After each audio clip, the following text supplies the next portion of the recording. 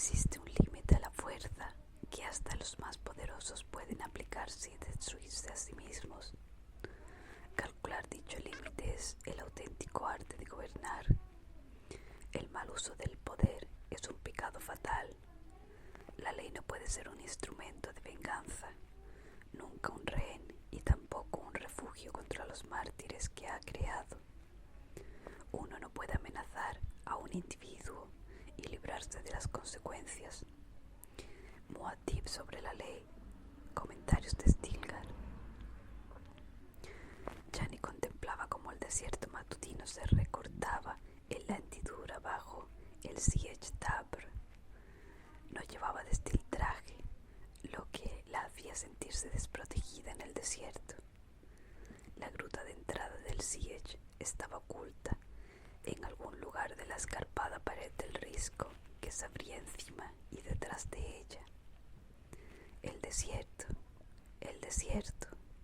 Tenía la sensación de que el desierto la había seguido siempre a todas partes.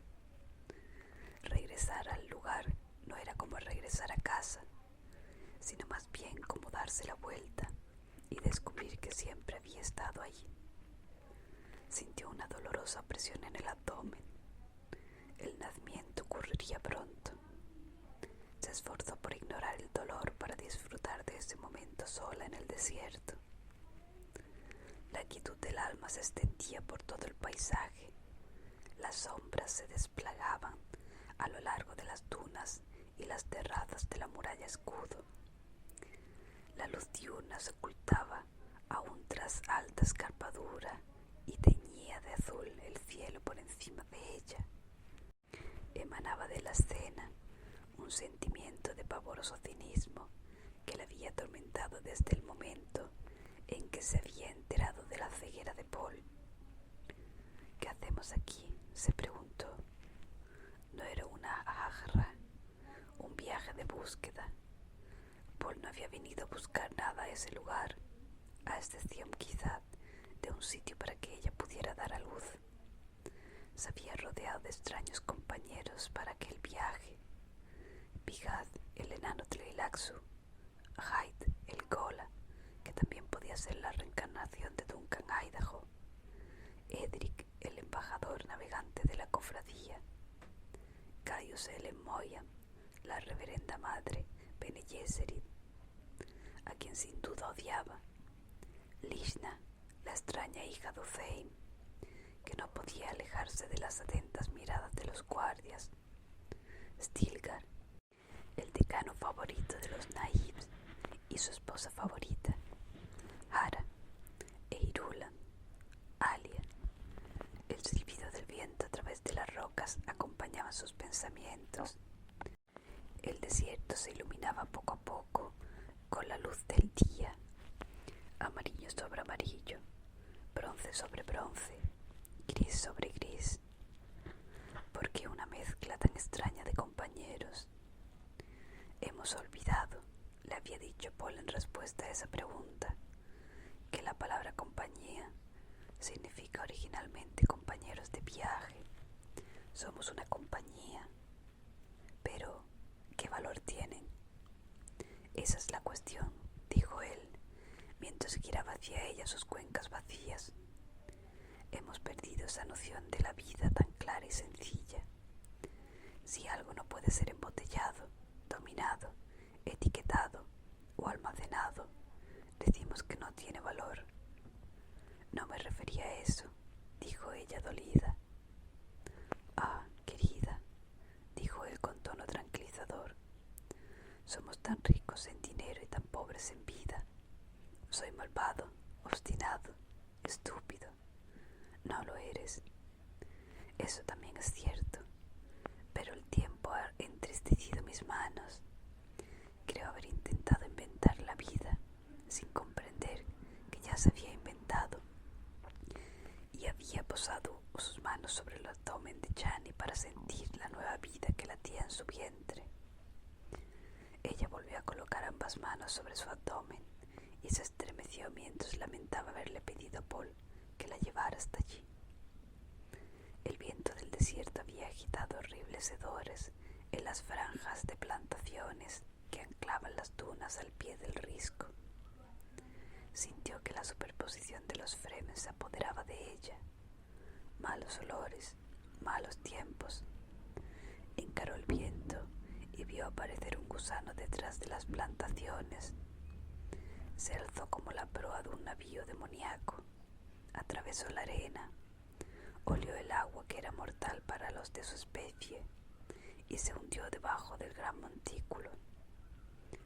En ese momento, Chani odió el agua y notó con intensidad el miedo del gusano. El agua, que antiguamente era espíritu y alma de Arrakis, se había convertido en un veneno. El agua llevaba pestilencias. Solo el desierto era limpio. Apareció bajo ella un equipo de trabajo Fremen.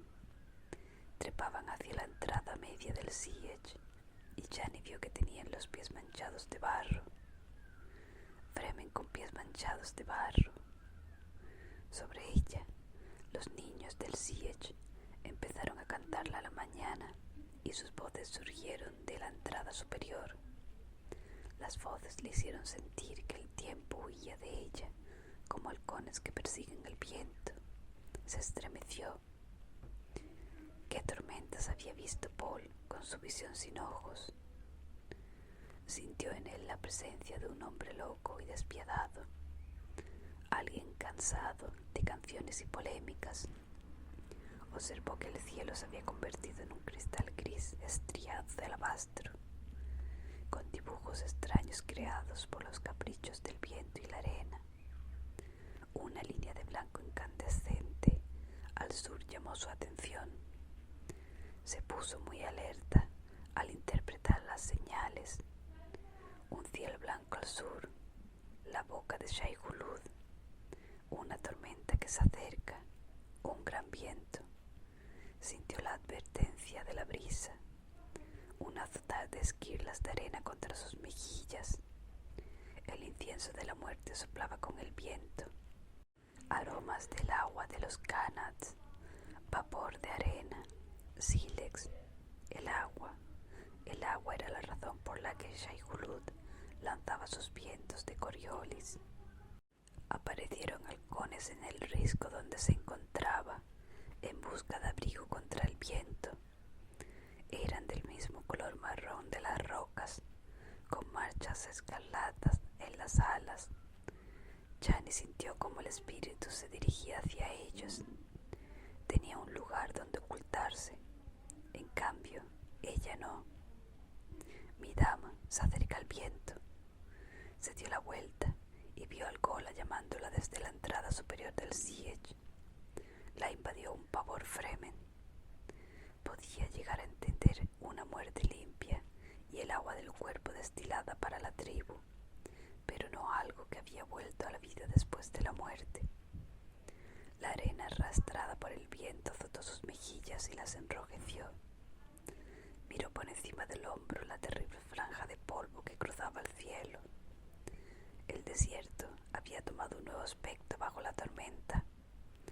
Ahora era algo vivo, dunas que se movían como olas de igual manera que esas tormentas en mares de otros planetas que Paul le había descrito.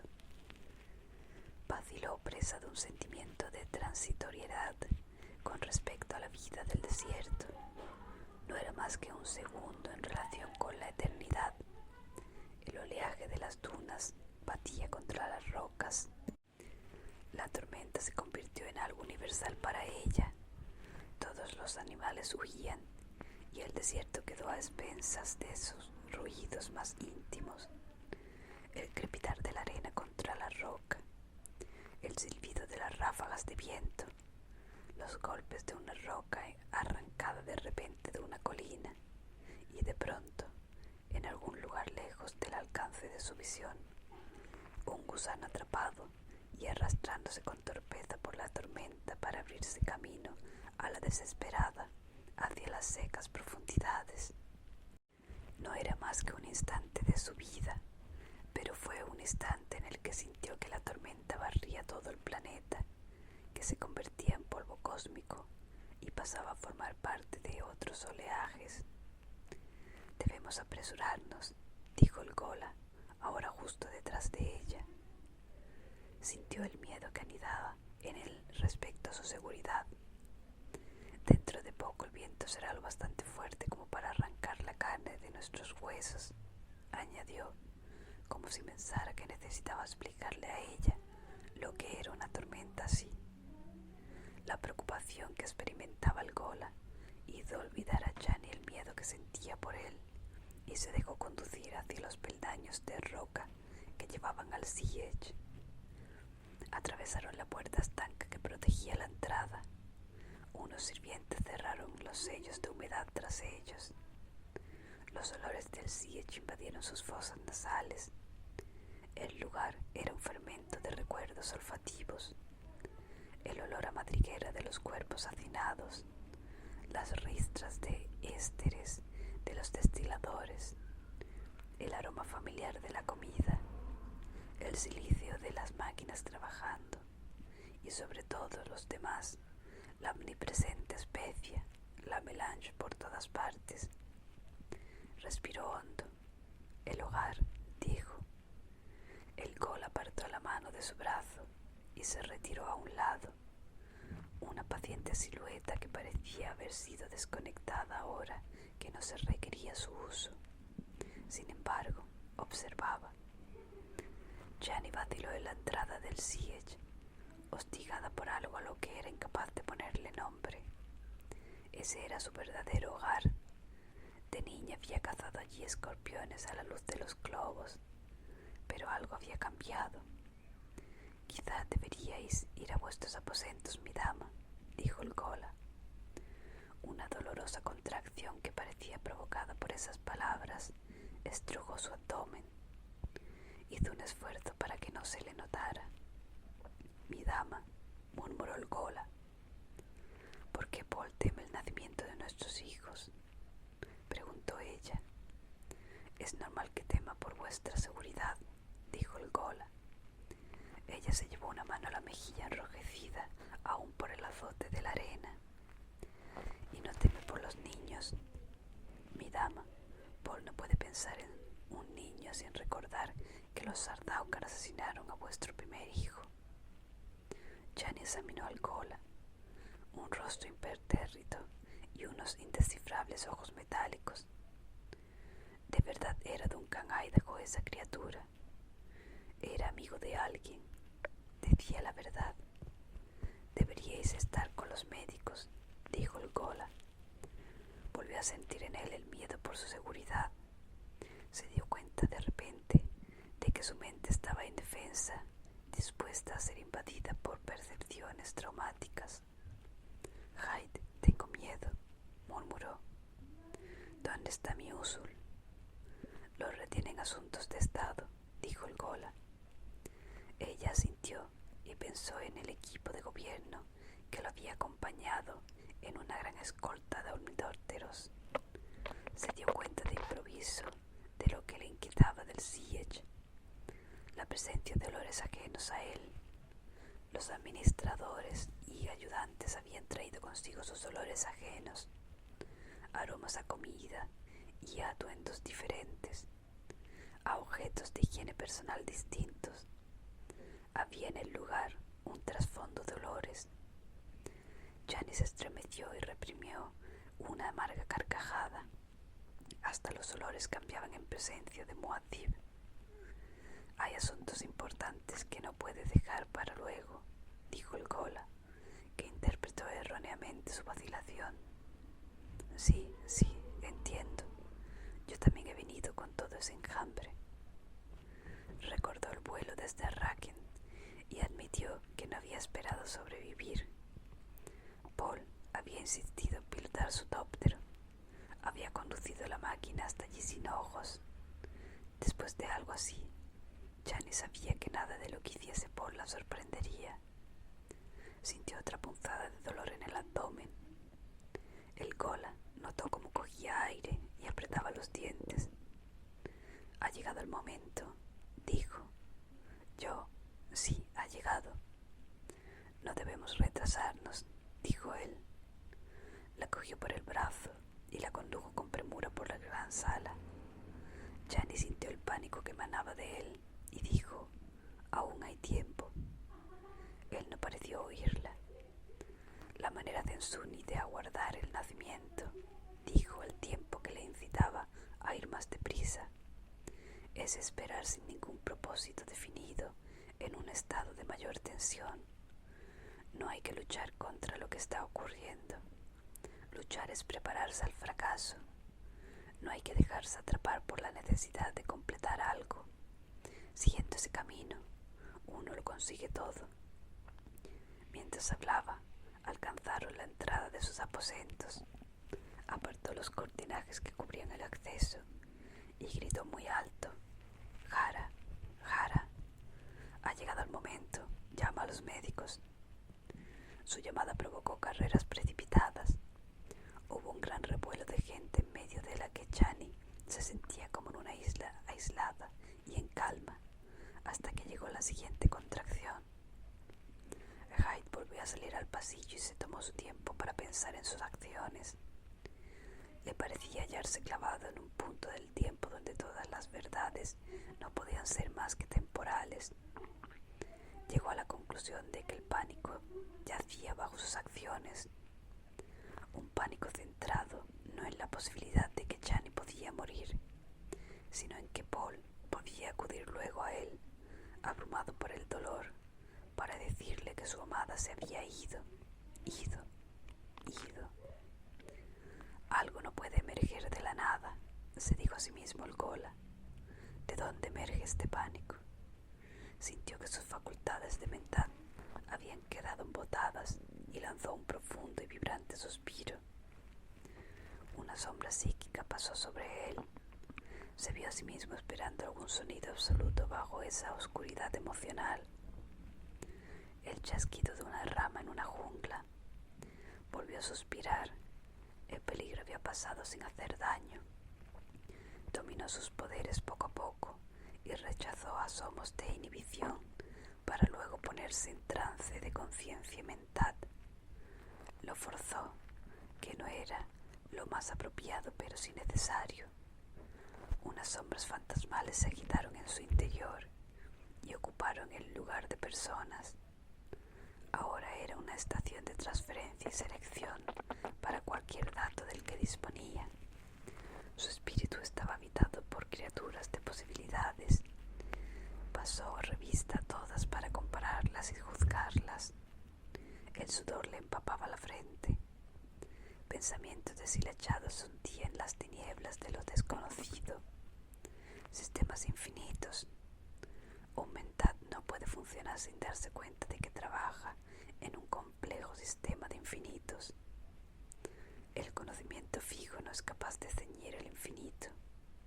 Él, por todas partes, no puede ser afrontado bajo una perspectiva finita. Hay que convertirse en el infinito, al menos momentáneamente. Lo consiguió en un espasmo Hellstatt y vio a Bihad sentado frente a él, oscilando en el centro de algún fuego interior. Bihad, el enano, le había hecho algo. Hyde se vio a sí mismo meterse al borde de un abismo mortal. Proyectó su línea de computación mental al frente y vio el resultado que podían provocar sus acciones. Una obligación, jadeó. Han escrito en mí una obligación. Un mensajero de túnica azul que pasaba junto a él cuando habló se detuvo y vaciló. ¿Me decís algo, señor?, preguntó. El Gola negó con la cabeza sin mirarlo. Ya lo he dicho todo.